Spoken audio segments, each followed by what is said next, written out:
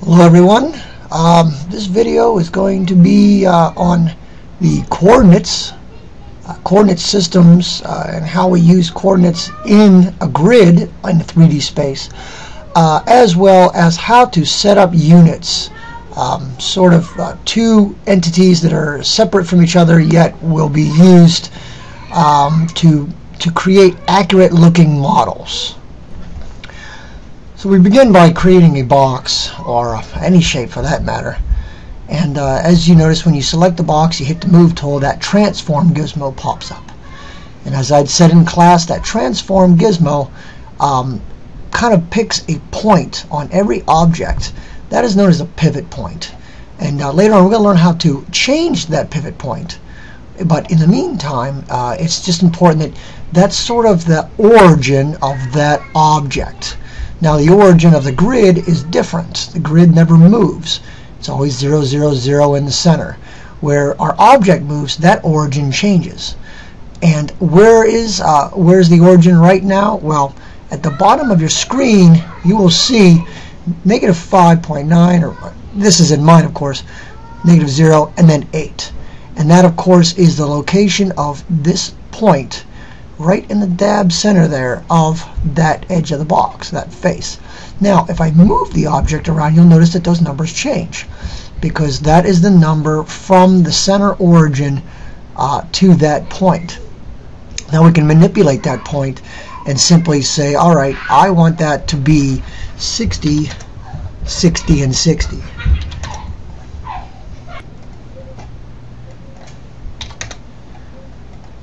So now the box, that point on that object, is actually 60 units in 3 directions off that axis.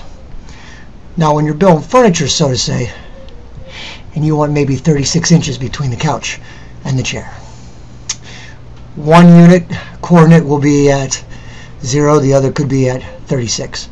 And you know that you actually have 36 inches between the 2 given points. Okay, again, it's just a ballpark. When we use furniture, we'll actually go in and make some sense of this. But simply changing the coordinates by selecting the object will help you move that thing around the grid. But again, remember, the grid is always 0, 0, 0 at origin. You can't change the grid. So whatever number you pick in reference to that grid. Now, the other thing that I wanted to share with you, and we went in earlier to our modify panel and actually went in and changed this box. So I'm going to turn this to 25, 25, 25. And that gives me the ability to put that object. Now, I'm not locked into that grid. I can still move. Okay, so once I move, now my coordinates have changed, but I can change that shape.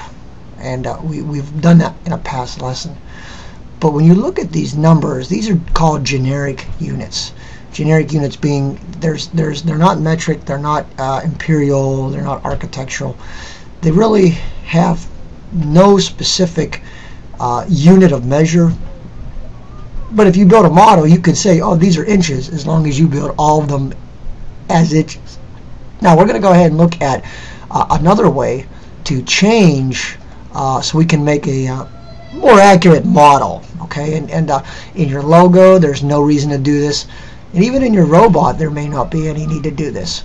But the architectural features that Max has, Max is very popular for making interior walkthroughs, rooms, pre-visualizations. Those can all be accomplished with this program using the technique I'm going to show you. So if we go to the word customize, you'll see that we have several different things here, and this is where we can actually customize our interface. So if you wanted to go in and hit customize interface, that'll bring up your menu where you can go in and select what kind of viewports you want and all this good stuff. You can go in and change your toolbars, you can add your quad menus. It's kind of complicated. Okay, it does give you the ability to change colors. I recommend staying away from this, simply because if you don't know what you're doing, and I've done this before, you can change the color of your background, but then you can't read your icons. So definitely stay away from that. But if we also look at customize here, and you're going to see down here at the bottom, units setup.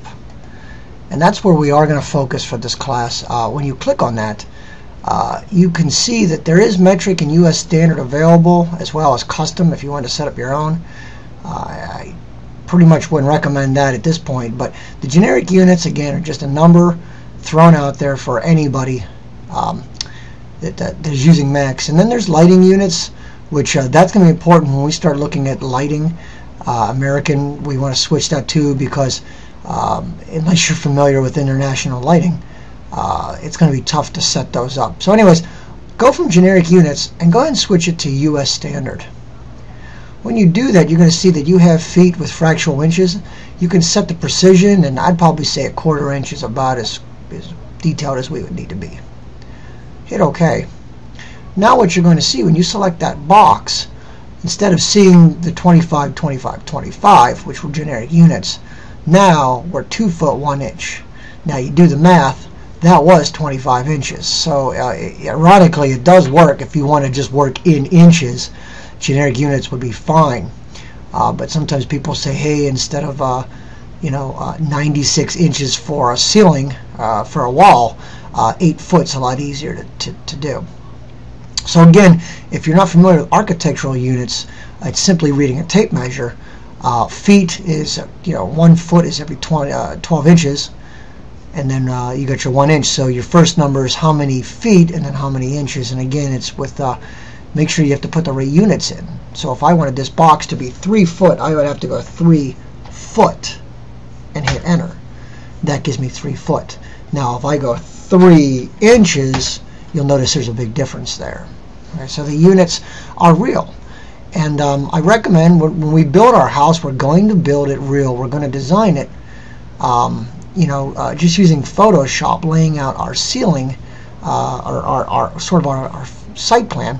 But then we're going to scale it to a certain size. And then once we scale it and we have our walls done, then we'll start building our furniture. So you want to go home and measure the tables, the chairs, the beds, the countertops. All of those things need to match real live units. So I will require you to use architectural units for project 3. The other 2, I will not require you to do that. You can use generic units. Keep in mind though, I go up and I hit File, Reset, okay, which is going to wipe out everything. All right, and I hit no, I don't want to save this. Yes, I want to reset. Now I go to draw a box. Notice that architectural units do not reset. Okay, I know I told you earlier that reset wipes everything clean, but it not necessarily does. Your user preferences will obtain this mode unless you go back into Customize, Unit Setup, and change that back into generic. And once you do that, it doesn't change the size of the model or anything. It just simply converts the number units you were in. So you will have to use Customize, Unit Setup to switch back and forth from your projects when working, if you're multitasking and running all 3 projects at the same time. Okay, so as a recap, when we select the object, the transform gizmo centers on an origin of that selected object, which is the pivot area.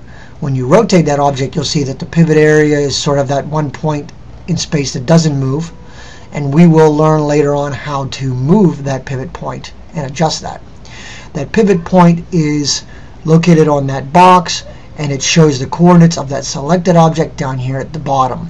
As we move that box, that of course shows the location of the coordinates. We can key in coordinates by going in and just simply highlighting these and typing in 000. Now the origin of the box is at the origin of the grid. The grid's origin cannot move. Next we looked at Customize. Customize user interface will allow you to change features of Macs, and Customize preferences would also go in and let you change certain things. But we looked at Units Setup, where we went in and physically changed the generic units that we've been working with into the US standard. And we set a 1/4 inch for our accuracy. Once you hit OK, those units will overwrite the old ones, and you will stay in that mode until you physically go in and rechange that back. This concludes this lesson on coordinates in 3ds Max on the grid, as well as unit setup, and I look forward to seeing you guys all in class next time.